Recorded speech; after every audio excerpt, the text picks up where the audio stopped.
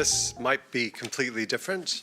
I am a little bit insecure about the fact I'm not an academic, so I apologize in advance for any presentational issues that might arise in this talk.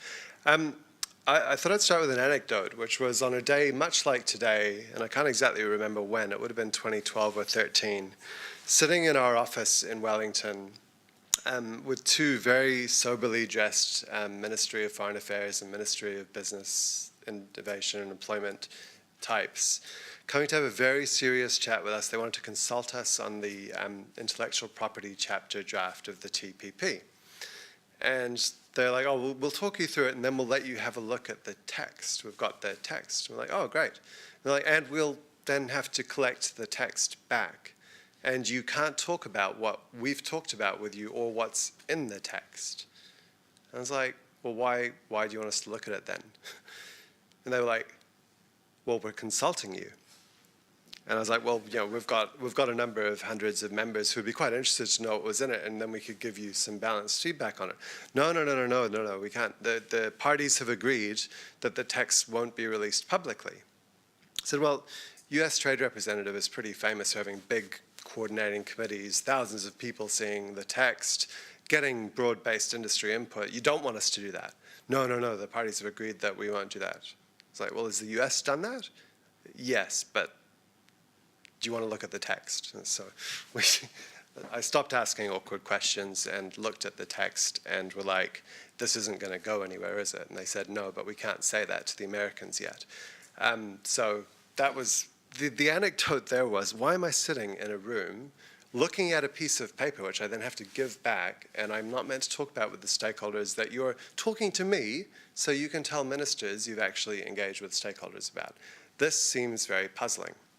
A couple of years later, I got this job and began to participate in sort of the global process of making policy for the domain name system, which is done under an approach that has got a horrible name called multistakeholderism.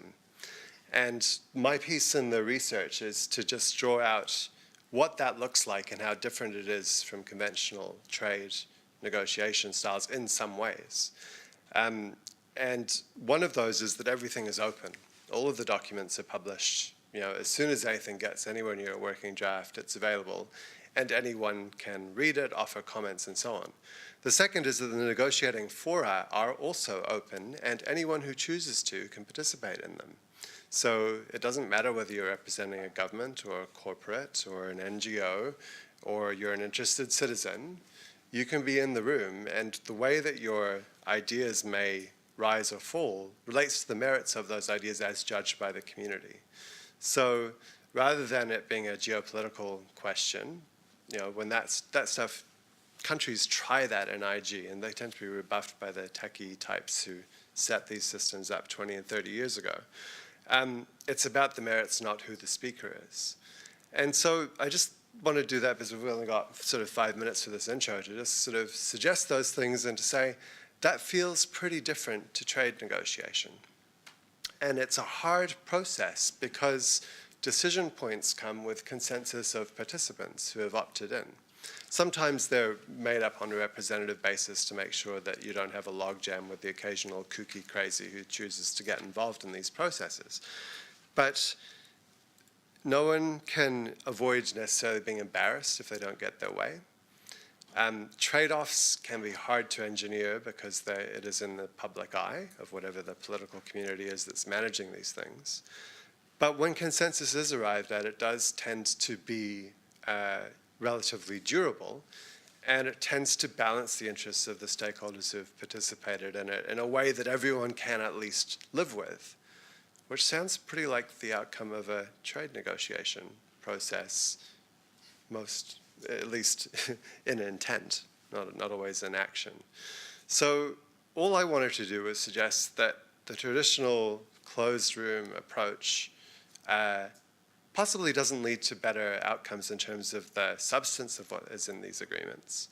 And the other thing that I foreshadow in my paper is that it may have been all very well when we were talking about tariff rates on physical goods going across borders. But when this stuff, you know, I was being consulted about copyright, wasn't clear to me why New Zealand's copyright policy should be made in the context of a trade agreement.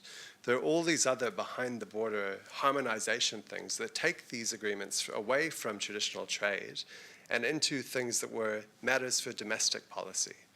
And matters of domestic policy in most countries, or countries like ours, have been dealt with in public through legislative processes where there's real choices that are available to electors through democratic elections.